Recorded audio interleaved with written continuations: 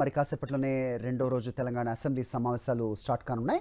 మొక్కజొన్న పంట కొనుగోలులో ప్రభుత్వ నిర్లక్ష్యంపై చర్చకు డిమాండ్ చేస్తూ బీఆర్ఎస్ వాయిదా తీర్మానం ఇచ్చింది. రైతులకు మద్దతుగా గన్ పార్క్ నుంచి అసెంబ్లీ వరకు బీఆర్ఎస్ ఎమ్మెల్యేలు ఎమ్మెల్సీలు ర్యాలీ నిర్వహించారు. మొక్కజొన్న కొనుగోలు కేంద్రాలను ప్రారంభించాలని హరీష్ రావు డిమాండ్ చేశారు. మొక్కజొన్న పంటకు 500 రూపాయల బోనస్ ప్రకటించాలన్నారు ఆయన.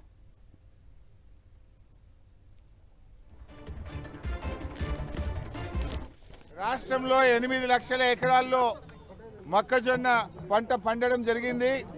రాష్ట్ర వ్యాప్తంగా ఇప్పటికే మొక్కలన్నీ కూడా మార్కెట్లో వచ్చి రాష్ట్ర ప్రభుత్వం కొనుగోలు కేంద్రాలు ప్రారంభించకపోవడం వల్ల రైతాంగం తీవ్రంగా నష్టపోతా ఉన్నారు.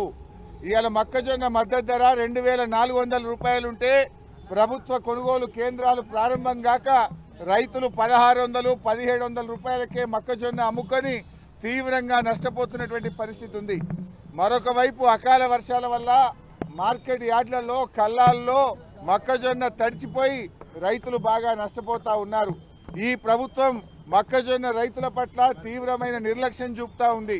ప్రభుత్వమే ఒకవైపు పంట మార్పిడి చేయాలని రేవంత్ రెడ్డి, తుమ్మల నాగేశ్వరరావు గారు వరి వేయొద్దు, వరి వేస్తే మేము కొనము అని రాష్ట్ర ప్రభుత్వమే చెప్తుంది.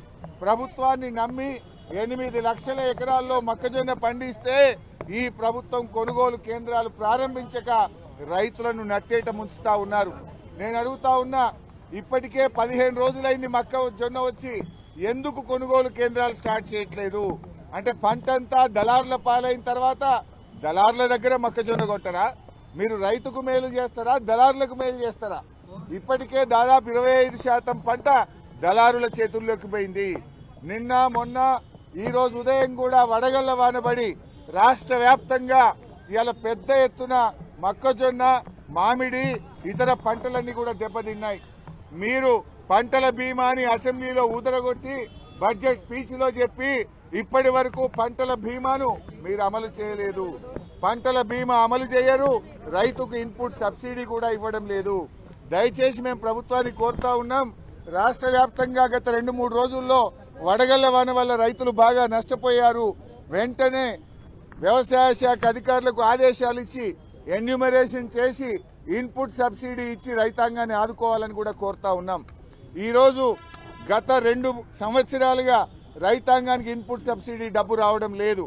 మాటల్లో చెప్తున్నారు తప్ప ఇప్పటి వరకు బడ్జెట్ రిలీజ్ కావట్లేదు. మీరు పంటల బీమా ఇవ్వరు, ఇన్పుట్ సబ్సిడీ కూడా ఇవ్వడం లేదు. నేను వ్యవసాయ మంత్రి గారిని డిమాండ్ చేస్తా ఉన్నా, ఈ అకాల వర్షాలు, వడగళ్ల వానతో పెద్ద ఎత్తున నష్టం జరిగింది. అన్ని జిల్లాల నుంచి రిపోర్ట్ తెప్పించి ఇన్పుట్ సబ్సిడీ ఇవ్వాలని కోరుతా ఉన్నాం. ముఖ్యంగా మొక్కజొన్న రైతులకు తక్షణమే కొనుగోలు కేంద్రాలు ప్రారంభించి 2400 మద్దతు ధర, 500 రూపాయల బోనస్ ఇవ్వాలని బీఆర్ఎస్ పార్టీ పక్షాన డిమాండ్ చేస్తున్నాం.